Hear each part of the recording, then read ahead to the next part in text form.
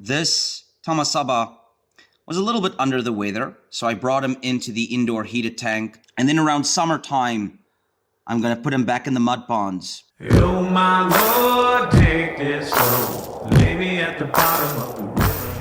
This is completely my own line that I developed from a different breed. There is no Japanese Tamasaba in this fish whatsoever. He's a little boy. Of course, he has his issues. Top dorsal fin has a twist in it, and then his tail is very obviously wonky. But that body is so amazing. The colors are so amazing. There are so many fantastic other qualities on this fish. That's why I decided to keep him back and add him into my breeding program. Obviously, he would never qualify as a show fish because of those two major issues. I've only been selectively breeding for 2 years. This is my second generation of fish, not my second filial generation. The mother was bred to a different fish that she's not related to. In order to be filial, the siblings would have to be bred to each other or to the parents. Brilliant metallic white. That is such high concentration of guanine. It's absolutely gorgeous. Look at that white in the face. Something that you'll notice on a lot of goldfish is they tend to have these yellowish heads, which I don't like very much. I don't often see goldfish with this high concentration of guanine in the face. And that's definitely something I want to propagate. Now, he would classify as a Sakura Tamasaba. If he was fully scaled all over, he would be a Sarasa Tamasaba or Kohaku. I think the Japanese just adopted koi terms for some of their goldfish as well. And I think I am speaking under correction that they just refer to it as a Kohaku Tamasaba. This one would not be a Kohaku or a Sarasa, whatever you want to call it. Why? Because it's not fully scaled. It has a mixture of areas where there is smooth skin and scales. This is what we call nacreous. If there was no silver scales whatsoever, it would be a pseudo-nacreous or a matte, M-A-T-T. Leather skin koi are called doitsu. What about goldfish? Mizugoi. Not to be confused with Mizu Ogon. Now, Mizu Ogon is a koi that you get that is a metallic orange koi. So not Mizu Ogon, Mizu Goi. And Mizu, because when they're very young, you can see the insides of them. And it's that slight transparency, much like water, where the Mizu comes from. Brilliant eyes on him. The pupils are perfect. That is exactly the eyes that you want on a showfish. His mother was just over a year old when she produced his clutch of eggs that he was a part of. Unfortunately, she didn't make it. She was a fairly fragile fish, and she didn't get much bigger than he was. I think she was maybe only double in size, whereas a proper adult would be 4 times this one's size. Let's see if I use my thumb as comparison.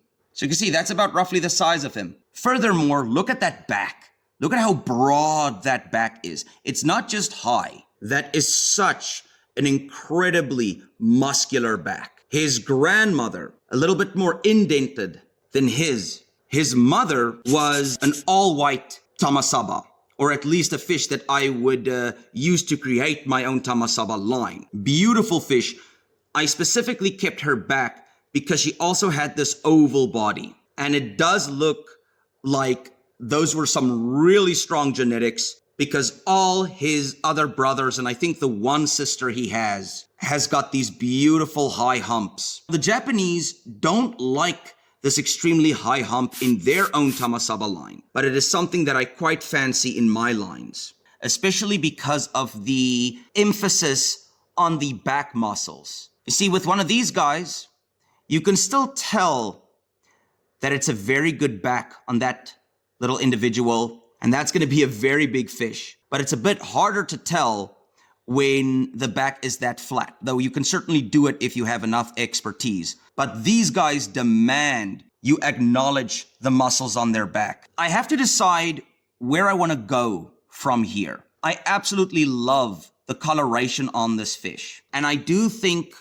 I prefer developing my Tamasaba line specifically to be a side view fish. So for me, these red markings in the gills aren't that big of an issue. And over on that right pectoral fin, there's a little bit of orange. Those would be considered two slight issues. But oh my goodness, what a beautiful fish. If he was a female, I would be a little bit concerned about his longevity.